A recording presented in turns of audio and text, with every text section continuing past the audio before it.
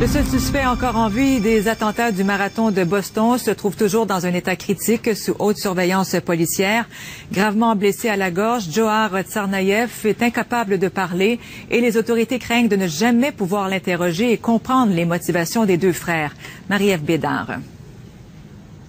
On en sait très peu sur son état de santé. Les autorités médicales de l'hôpital Beth Israël, où il est hospitalisé, ne révèlent rien de son état de santé. Ce qui est clair, c'est que les enquêteurs ont beaucoup de questions à poser au jeune homme pour pouvoir mieux comprendre comment les deux frères en sont venus à poser de tels gestes avec un tel sang-froid en apparence. Depuis les événements de lundi dernier, on en apprend plus sur le déroulement des activités des deux jeunes hommes au cours de la semaine qui a suivi. On sait que le jeune Djohar Tsarnaev, par exemple, s'est rendu sur son campus universitaire et même allé à une fête vendredi avec des amis. On sait que le FBI avait été en contact avec Tamerlan Tsarnaev, le plus âgé des deux frères, celui qui est maintenant mort. En 2011, ils l'avaient interrogé à la demande de la Russie, mais ils avaient déterminé à l'époque que rien ne permettait de le relier à des groupes ou des activités terroristes.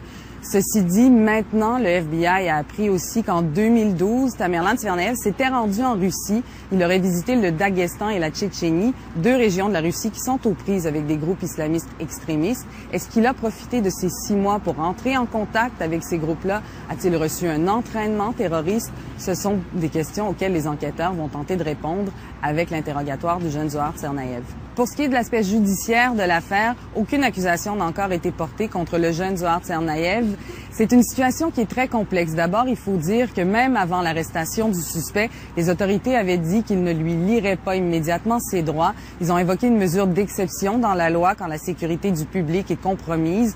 Alors, on voudrait pouvoir lui poser des questions sans la présence d'un avocat, par exemple, sur des engins explosifs qu'il aurait pu laisser ailleurs dans la ville de Boston, sur des complices potentiels.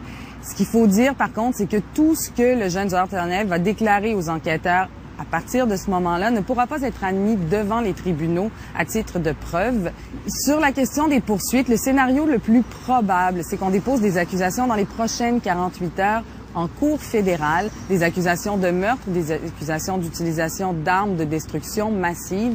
Si tel est le cas, c'est le département de la justice américain qui va devoir déterminer si on demande ou pas la peine de mort. Il y a des sénateurs américains qui, dans les derniers jours, demandaient qu'il soit traité comme un combattant ennemi, qu'on lui retire ses droits à un avocat. C'est un scénario qui est peu probable. Les arguments dans cette cause vont être difficiles à défendre.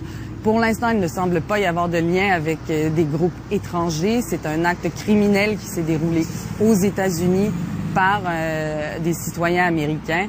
Alors, c'est un scénario peu probable. Marie-Ève Bédard, Radio-Canada, Boston.